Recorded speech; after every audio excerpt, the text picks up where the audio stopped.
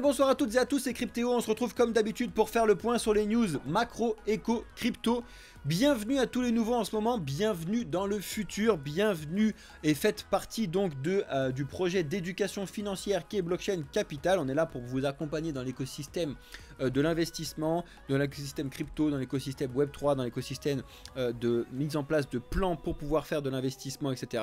Tout en restant bien évidemment dans les codes et faire quelque chose de propre, de clair. On n'est pas à Dubaï ici, donc si jamais ça t'intéresse, abonne-toi, active la cloche comme d'habitude, rejoins-nous sur Discord, tu as tous les liens dans la description.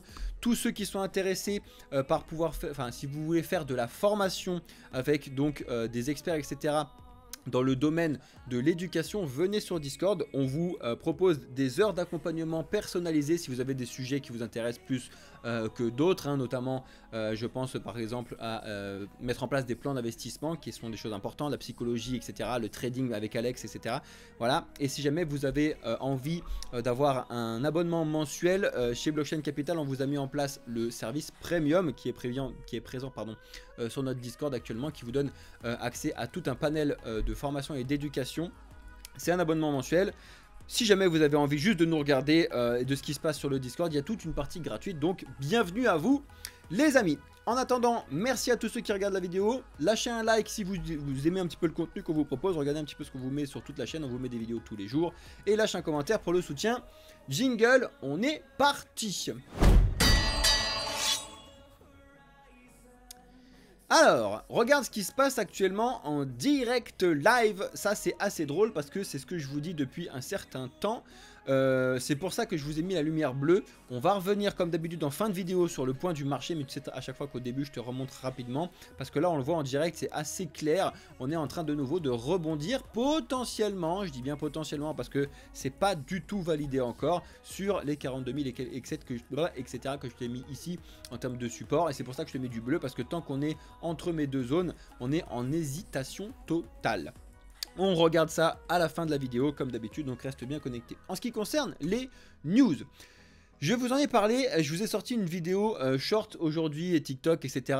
Sur nos réseaux, donc allez la regarder rapidement si ça vous intéresse. Mais vous avez ce papier qui est sorti donc de Anders Elseth qui explique qu'il faut absolument vendre vos ADA, vos Cardano, parce que selon lui tout simplement le token ADA ne sert à rien et ne servira jamais à rien. Alors bon bah ça c'est selon un petit peu les goûts de certains je pense, parce que ça a quand même été vérifié que ça servait à quelque chose en termes d'utilisation de la blockchain Cardano déjà premièrement. Et ensuite, lui, son problème, c'est ça en fait, majoritairement. C'est qu'il n'y a pas en fait de stablecoins qui sont présents sur le réseau de façon native actuellement, d'accord. Les 3/4 sont sur Ethereum, bien évidemment. Il y en a beaucoup sur Solana. Et après, il y en a énormément qui se sont mis sur Avalanche depuis cet été, notamment. Je vous ai parlé de toutes ces informations-là. Vous l'avez vu ensemble. Et il y a 0% sur Cardano. Donc ça c'est un petit peu ce qui le chagrine entre guillemets. Donc bref, ils ont sorti un papier de recherche sur le projet et il a expliqué qu'il fallait vendre ces tokens. Donc c'est assez drôle parce que Charles Hoskinson a répondu directement à un de ses internautes qui avait expliqué voilà attention, apparemment il n'y a pas de traction, ça sert à rien, etc. Et tu as Charles Hoskinson, donc celui qui a initié le projet Cardano forcément, qui a expliqué qui je les ai jamais, j'ai jamais entendu parler d'eux. Aussi simplement, en gros, de provocation de on n'en a rien à faire. De toute façon, c'est qui ces mecs-là qui portent une étude alors qu'ils savent pas de quoi ils parlent. Donc, on s'en fiche royal. Tu veux que je monte le son du micro? C'est vrai que le micro il est baissé depuis un certain truc là, c'est chelou. Bref, normalement ça sera un peu mieux là. Mon micro s'est déréglé encore une fois, ça me fatigue. Bref, merci. Je t'ai monté un peu le son, comme ça au moins tu seras beaucoup mieux. Donc, gros problème entre guillemets sur le Cardano en ce moment, mais tu verras qu'en fait le prix n'est pas, voire très peu affecté par rapport à ces news. Et j'ai envie de te dire heureusement parce que c'est vraiment des informations qui sont complètement non fondées, d'accord. En tout cas, tu as toutes les informations, ce qui se passe là-dessus. Et à côté, ce qui me fait rire, c'est qu'on a les informations opposées, c'est-à-dire que on a du coup une massive alt season qui peut être en train de se préparer et selon du coup un autre analyste, le Cardano pourrait exploser à la hausse selon son étude à lui. Donc voilà, c'était juste pour vous expliquer que les avis c'est comme les trous du cul, tout le monde en a un, d'accord. Donc ça c'est très intéressant, je suis désolé mais moi ça me fait vachement rire comme expression parce que c'était dans un film. On retient bien ça, les avis c'est comme les trous du cul, tout le monde en a un. Donc, ce qui signifie que en fait c'est intéressant pour nous d'avoir les avis des différentes personnes, les analyses des différentes personnes, et puis après toi en fait tu vas pouvoir te faire ton propre avis et investir en fonction de ton propre avis. C'est à dire que nous quand on vous fait de l'éducation on essaye de comprendre qu'est-ce qui vous anime, qu'est-ce qui vous intéresse, et de faire et de mettre en place quelque chose qui correspond à votre profil à vous. C'est-à-dire qu'il ne faut surtout pas essayer de nous copier nous, il faut surtout pas essayer de copier quelqu'un d'autre parce que ça ne fonctionnera jamais sur le long terme, d'accord? Ça c'est très important, ok? Bref, en attendant on discute de tout ça sur Discord si vous voulez, mais bon, c'est pour vous montrer que, voilà, Cardano il y a deux types d'analyse, rien à faire, c'est une catastrophe, donc regardez, faites-vous votre propre avis sur le projet, moi en tout cas je trouve ça assez intéressant. Pour revenir rapidement sur les NFT, parce que les NFT ont de nouveau un petit peu retrouvé de la santé sur cette fin d'année 2023 et sur ce début d'année 2024. Et du coup, tu as CoinGecko qui a fait une petite étude sur les grosses marques. Quelles sont parmi les 50 plus grosses marques les projets qui ont adopté l'écosystème NFT, la technologie NFT. Tu te rends compte qu'il y a quand même 21 sur 50 qui l'a fait. Et en fait on se rend compte que les early adopters, ceux qui l'ont fait en 2021, donc vraiment quand ça a commencé à exploser, c'est surtout Adidas qui a complètement écrasé le game entre guillemets avec plusieurs collections qui sont sorties. Et puis après tu en as beaucoup quand même en 2022 qui sont sortis au moment du bear market, donc pas forcément au meilleur moment, mais des très gros, Nike, Puma, Gucci, etc. Et tu en as quand même quelques-uns qui sont sortis l'année dernière, dont Cartier, Ralph Lauren et The North Face. Ça fait partie des projets, vous allez voir que normalement, si tout fonctionne bien, les gens comprennent petit à petit que la technologie des NFT est vraiment révolutionnaire et qui est très intéressante à être utilisée, peu importe la société que tu as. Alors là, vraiment, ils l'ont mis en place pour pouvoir faire des grandes brands de trucs que tu mets en vente, mais dans n'importe quelle société, un NFT, c'est intéressant, et je pèse mes mots, vous allez toutes et tous utiliser les NFT, que vous le sachiez ou non, ok ? En ce qui concerne les Layer 2, il y a beaucoup de questions qui se posent déjà sur toute l'année 2023, déjà en 2022, sur c'est quoi les Layer 2, ça fonctionne comment, c'est qui les meilleurs, c'est quoi les différentes technologies, etc. Vous avez un site qui est pas trop mal pour ça, donc ça s'appelle L2Bit, qui vous explique un petit peu les différents Layer 2 qu'on a avec les différentes technologies. Alors là, il y a déjà un premier problème qui est soulevé justement par Vitalik Buterin sur cette étude-là. Donc je vous invite à aller regarder un petit peu les posts qui vous ont été placés par rapport à Vitalik Buterin, notamment sur le projet Celestia, et la différence entre Rollup, Validium et j'ai plus le 11e, et Optimium. Regardez un petit peu ce qui se passe. Selon beaucoup, c'est ce que je vous présente depuis très longtemps, les vrais Layer 2, c'est les Optimistic Rollup et les ZK Rollup, donc les Rollup, d'accord? Donc c'est ceux qui vont valider directement sur le Layer 1. Donc c'est-à-dire qu'en fait, Optimism, Arbitrum, etc., ou même les ZK Sync, etc., font de la validation sur le Layer 1. Ok, donc ça c'est intéressant à comprendre. Alors que les Optimium et les Validium ne font pas directement la validation sur le Layer 1. Donc c'est quelque chose qui est considéré comme, enfin par beaucoup d'experts, n'étant pas réellement des Layer 2. Alors la question se pose un petit peu de partout, tout le monde dit si c'est quand même des Layer 2, blablabla. Je vous demande un petit peu votre avis, qu'est-ce que vous pensez de la différence qu'il y a entre toutes ces technologies? En général, voilà, on a fait à peu près le tour là-dessus. Après, bon, en dessous, il y a des trucs un petit peu différents, mais les principaux projets, entre guillemets, c'est vraiment Arbitrum, Optimism qui se font la petite guéguerre parce que c'est deux Optimistic Rollup, ok. Avec Base qui est arrivé assez récemment, qui est aussi un Optimistic Rollup, je vais y arriver. Après, en ZK Rollup, on a forcément ZK Sync. On a aussi, je l'ai plus, Polygon qui est en train de mettre en place du ZK Sync. Et après, on a beaucoup qui parlent de Immutable X en Validium. T'en as beaucoup qui parlent de Mantle en Optimium. Donc j'en ai déjà parlé avec les membres premium, etc. comme d'habitude, de discuter un petit peu ce qui se passe là-dessus avec des technologies qui sont différentes. Dites-moi en commentaire si déjà vous comprenez ce que c'est qu'un Layer 2 et les différentes technologies. Si vous ne le comprenez pas, comme ça je répondrai à vos questions et on pourra analyser ça ensemble. En tout cas c'est assez important parce que les Layer 2 vont être obligatoirement intéressant sur le prochain bullrun en fin d'année 2024, début 2025. Donc c'est ce que je vous disais à l'instant. Regardez un petit peu les avis de Vitalik Buterin sur le sujet et les discussions qu'il y a en ce moment sur les Layer 2, c'est assez intéressant. On a Grayscale qui commence à transférer du coup énormément d'argent en Bitcoin sur Coinbase. Alors vous savez très bien que ça c'est lié forcément aux ETF. Donc vous savez qu'il y a eu 11 ETF Bitcoin Spot qui ont été validés par la SEC.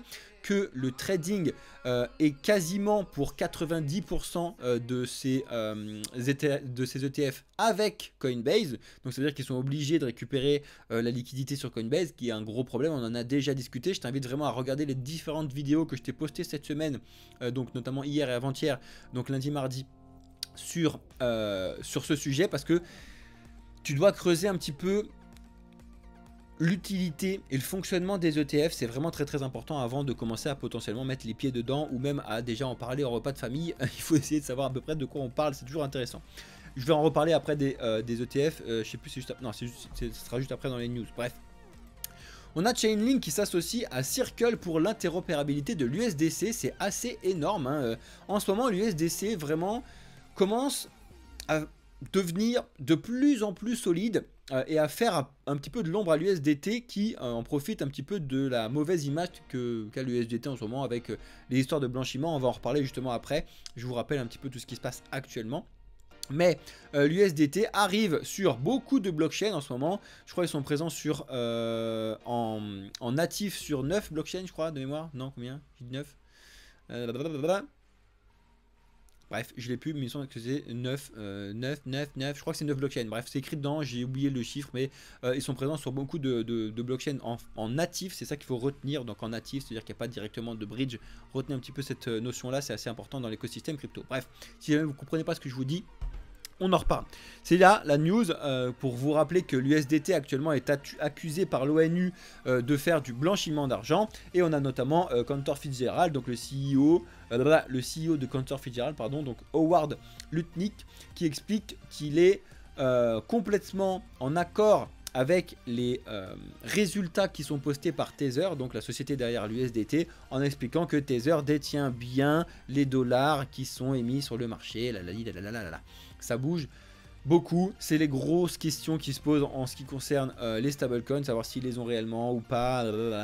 On l'a bien vu sur plein de sujets. Bref, on passe à autre chose.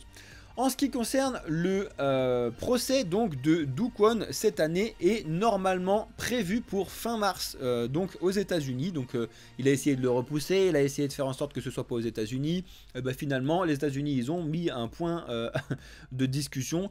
Tu te tais mon ami et tu viens aux États-Unis et ton procès aura lieu fin mars. Point barre. Donc pour revenir sur les procès intéressants à suivre cette année, il va y avoir le procès de CZ. Donc l'ancien PDG de Binance au mois de février, qui pour l'instant est en pause de Twitter, il l'a annoncé. Et on va avoir celui de Do Kwon, donc du projet de Luna et de la fondation Terra Luna, derrière en fin mars. Ça va être des choses qui sont assez importantes à surveiller, comme on l'a eu avec le procès de SBF. Ça c'est assez drôle, c'est ce que je voulais vous dire tout à l'heure par rapport aux ETF. Regardez un petit peu ce qui s'est passé en termes de volume sur les 3 premiers jours de trading des ETF. Si tu regardes, BlackRock et Fidelity sont devant tout le monde avec du 700 et du 500, et derrière on a Bitwise, et après on a ARK, et les autres sont très derrière. Et Grayscale est à moins et à moins grave. Genre vraiment sur le graphique vous le voyez bien, il y a énormément de projets qui essayent de sortir de Grayscale. Pourquoi? Vous allez me poser, normalement vous devez me poser la question du pourquoi. Et bien parce qu'en fait le GBTC actuellement, et donc l'ETF de Grayscale, et avec un frais beaucoup plus haut que tout le monde. C'est-à-dire que celui de BlackRock de mémoire, il est à 0,2% je crois, à vérifier, mais il me semble que c'est ça. Alors que celui de Grayscale est au-dessus des 1%. Donc forcément, en fait, tu as des gens qui sortent de l'ETF de Grayscale pour pouvoir aller se foutre sur l'ETF de BlackRock. Donc c'est vraiment juste un swap de l'argent hein, pour l'instant. C'est pour ça que c'est ce que je vous explique, c'est que pour l'instant, il y a pas ou très peu de nouveaux qui achètent des ETF Bitcoin Spot pour l'instant, parce que c'est pas parce que tu as la confiture de présente dans ton magasin que tu vas l'acheter. Il te faut avoir une envie supplémentaire pour pouvoir le faire. Ok ?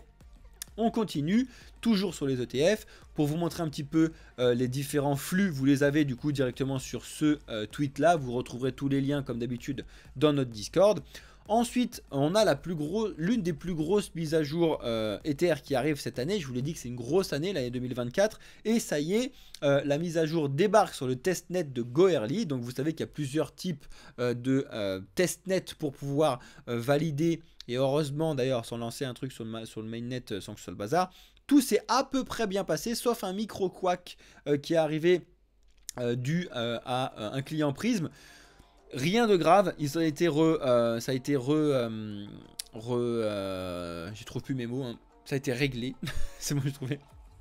Ça a duré que quelques secondes et c'était pas un gros problème. De toute façon, c'est sur le testnet. Le testnet est fait justement pour corriger ce type de bug. D'accord? Et ensuite, alors ça, je vous le montre parce qu'il faut que vous fassiez très attention et surtout en ce moment avec CoinTribune. Pourquoi? Je vais vous expliquer dans 2 secondes. La chute du Bitcoin actuellement, donc vous la voyez en direct, même si à droite là, même si pour l'instant ce que je viens de vous dire en début de vidéo, c'est exactement ce qui est en train de se passer, un rebond sur les 42 000. Si les gens qui ont pris un trade, bah félicitations à vous pour l'instant. Attention, ça ne veut pas dire que... Bref. On a 3 altcoins pouvant connaître une hausse. Alors ça veut tout et rien dire, faites attention à ce type de news. Et surtout, quels sont les 3 altcoins? Ils me fatiguent à foutre du Skype Mania partout. Alors je connais pas bien le projet, c'est un projet qui vient de se lancer. Il est encore en phase de levée de fonds, etc. En pré-sale, pardon. Don't miss the lowest pre-sale price, etc. Bref, ça me fait rire. Il faut que je digue un peu plus ce projet. Dites-moi si vous avez déjà fait vos recherches sur ce projet dans l'écosystème crypto là, dites-moi ça en commentaire et dites-moi ça en live, là on va analyser ça ensemble comme d'habitude. Mais bon bref, ça me fait rire parce que je pense que ce projet est de près ou de loin forcément relié à CoinTribune, parce qu'à chaque fois CoinTribune sort un truc et ils foutent Skype Mania en devant de la scène. Les 2 autres projets qui disent c'est le SEI avec naviguer dans la dynamique du marché. Bon bah bref, sur les DEX à voir. Et après ce qui me fait rire c'est qu'il y a l'Aptos dedans. L'Aptos qui a quand même une tokenomique qui est éclatée au sol. Donc voilà, on verra. Quand je vous dis éclaté au sol, c'est que le projet peut être intéressant, mais pour les investisseurs, ça peut être éclaté au sol parce qu'ils vont se faire diluer. Par contre, en termes d'utilisation, etc., la blockchain fonctionne bien. Hein. C'est pas ça que je veux dire. Ça veut dire que je veux dire que pour les investisseurs, c'est pas hyper intéressant de holder. C'est beaucoup plus intéressant. Donc, c'est ce qu'ils ont essayé de faire et de mettre en place, de faire donc du stacking. Bref, regardez un petit peu ça de plus près. Je trouve ça assez intéressant. En ce qui concerne les news macroéconomiques, donc c'est ce que je disais tout à l'heure en live.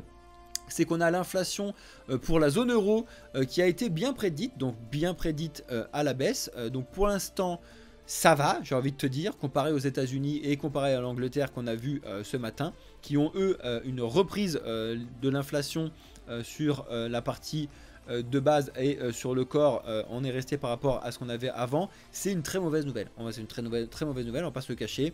Les banquiers centraux pensaient que tout allait bien, finalement pas du tout, donc il va falloir faire très attention à ça.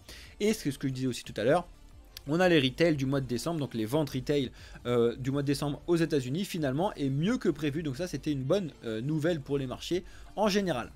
En ce qui concerne donc l'écosystème crypto, vous le savez, on est plutôt dans le rouge par rapport à ce qui se passe aujourd'hui, mais on a quand même quelques petites cryptos qui sont dans le vert, notamment le RNDR, le TAO, le SEI et le Link.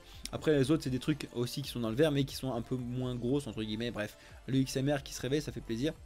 Mais bon bref, c'est ce qui se passe. Sinon vous voyez qu'en général on est quand même sur une respiration, on a eu quand même pas mal de vert. Et de toute façon ce que je vous dis, on est en hésitation à l'heure actuelle. D'accord, donc on reste quand même sur du gros vert, hein, si tu regardes à la semaine, si tu regardes au mois, on est quand même sur des projets qui sont assez hauts en ce moment. L'Osmo, là, gros projet de finances décentralisées sous Atom, assez intéressant à regarder. Bref, donc en ce qui concerne Bitcoin, vous le voyez, pour l'instant on est en respiration, d'accord.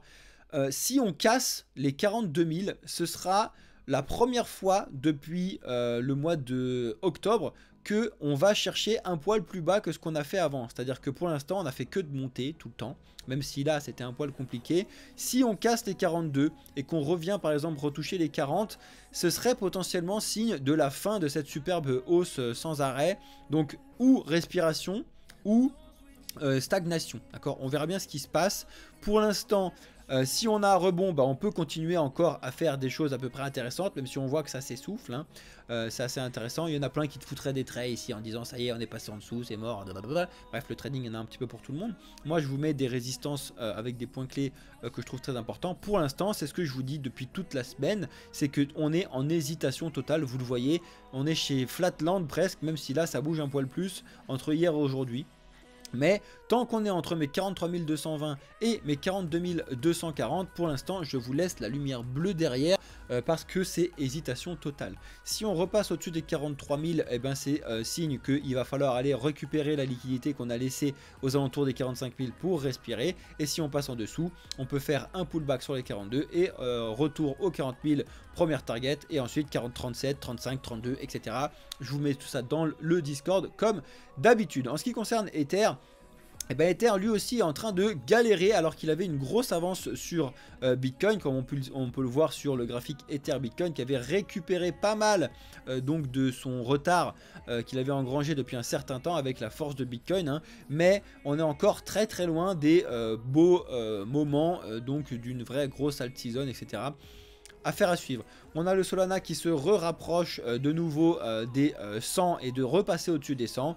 Affaire à suivre. Pour l'instant, je suis toujours sur le fait que Solana a beaucoup trop monté trop rapidement suite à pas mal de rumeurs, etc. Même s'il y a beaucoup de développements qui sont faits sur Solana. Certes, le Solana devrait normalement corriger pour pouvoir remonter après.